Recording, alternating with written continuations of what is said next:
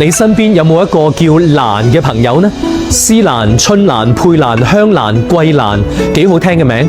點解我哋廣東人咁中意蘭花呢？首先，蘭花咧同梅蘭菊竹並稱為花中四君子啊嘛。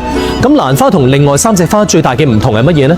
大家望下上面嘅頂棚，你睇下呢度呢，陽光係唔可以直射落嚟㗎。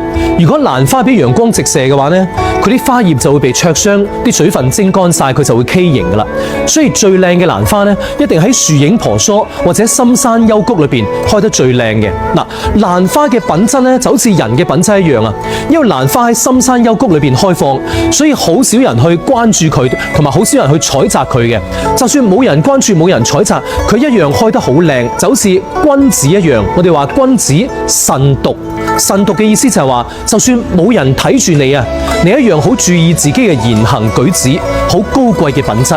所以孔子就話啦，蘭花係不以無人而不芳，不為窮困而改節。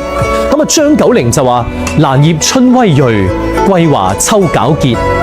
咁啊，蘇軾就話呢，春蘭如美人，不采收自獻啊。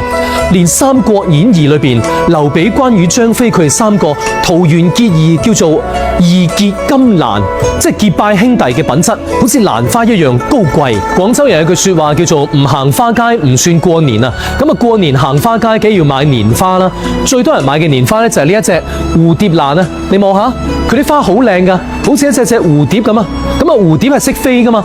如果你買咗蝴蝶蘭花屋企咧，即係話幸福啊，好似蝴蝶咁飛到你屋企啊。嗱，你知唔知香港最出名嘅酒吧街咧叫蘭桂坊啊嘛？因為有咗蘭花同桂花做名，都令到呢條街咧特別有東方韻味同埋神秘感嘅。蘭花仲係中國傳統文化嘅縮影嚟㗎，因為儒家尚正氣，道家尚清氣，佛家咧尚和氣。咁啊，蘭花咧佢係神清、氣清、色清、韻清，啱好符合咗儒道釋3家嘅正清和之氣。咁喺邊度有最多最靚嘅蘭花睇呢？就喺我哋廣東韶關嘅雍園縣嗰度，係中國蘭花之鄉，全縣蘭花種植面積超過3.5萬畝，仲大過廣州白雲國際機場啊！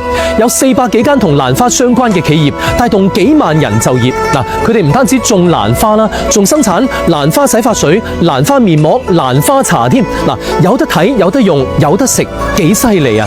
因為有咗蘭花，雍園被評為廣東省10大美麗鄉村旅遊精品線路。你有冇去過雍園睇蘭花啊？